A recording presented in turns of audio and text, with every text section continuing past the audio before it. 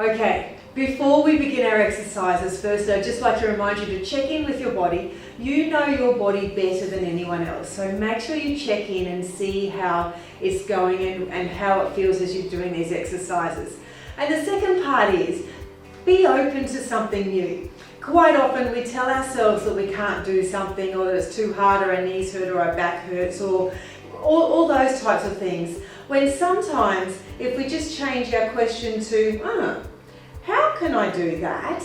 Sometimes we can find a different answer that actually will benefit you. Because remember, we need to move to improve. So let's start off and join me with this. So standing up, you'll have a bit of space. So we're doing some ankle exercises first, because our stability, if our ankles are sort of stiff or not moving very well, that affects our whole stability, right? If we're stiff on the horse, if our ankles are stiff on the horse, it affects us the whole way up our body, and it affects your horse the whole way down. Okay, so come up on your tippy toes. And to start off with, we're just taking some little steps on your tippy toes. And as you do that, I encourage you to check in that your ear is stacked over your shoulders, shoulders are stacked over your hips, chest is open. And so what we don't want to do is this. So when we do our exercises, correct technique is important. We always want to train a correct technique. So that's the first one, just walking on your tippy toes and feel yourself balanced.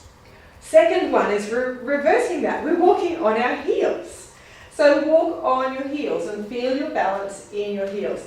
And for a lot of us, this is a lot harder. Now, obviously, if you have spurs in your heels, this may not be the best exercise for you. So once again, check in your body. But if you can walk on your heels, we're just working on having that body alignment and the stability all the way down.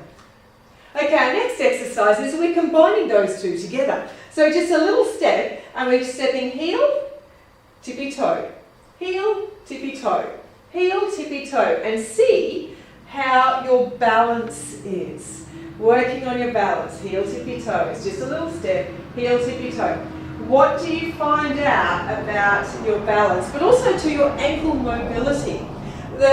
Do you find that both ankles have the same mobility, or is one you don't quite have the same range of movement in? If you've ever twisted your ankle, sprained your ankle, well, it's quite common that you have a different mobility in your ankle, and so straight away that will affect how you ride from the bottom all the way up.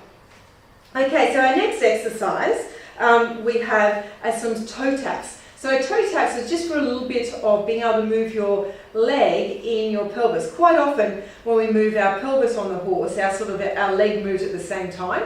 And so we want to be able to have a stable pelvis and move our leg where we need to for our leg aids. Okay, so a little bit of a soft knee, so a little slightly bent knee, and feet are hips width apart. Put your hands on your hips, because the other part of this is we want our pelvis to be stable. So we don't want our pelvis to be wobbling all over the place as we're doing this. Okay, hands on your hips. And you might notice just a really gently tightening of your core to stabilise as well. Okay, so we're standing on one leg, and we're tapping in front, and then back, and then tapping to the side, and back, and tapping back, and then back. So let's try that front, side, and back. And just see what happens to your body as you do this.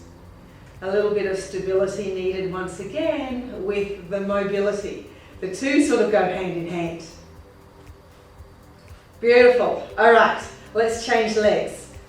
So once again, just check. Body awareness is important. So check that your feet are underneath your hips. Hips are even, gentle bend in the knee, because what we don't want to do is lock those knees tight. So, because that's once again a stiff joint. So here we go, tap the front, tap to the side, tap behind. And what you might find is that you are more stable on one side, or you might find that one leg moves easier than the other leg. And so they're all great awarenesses. And over time, you can just keep doing these exercises and see if you can actually make them become more symmetrical. Because that's really what we're looking for as riders, isn't it? We're looking for that symmetry between our right and left side, because if we're not symmetrical, it's quite challenging for the horse to be as well.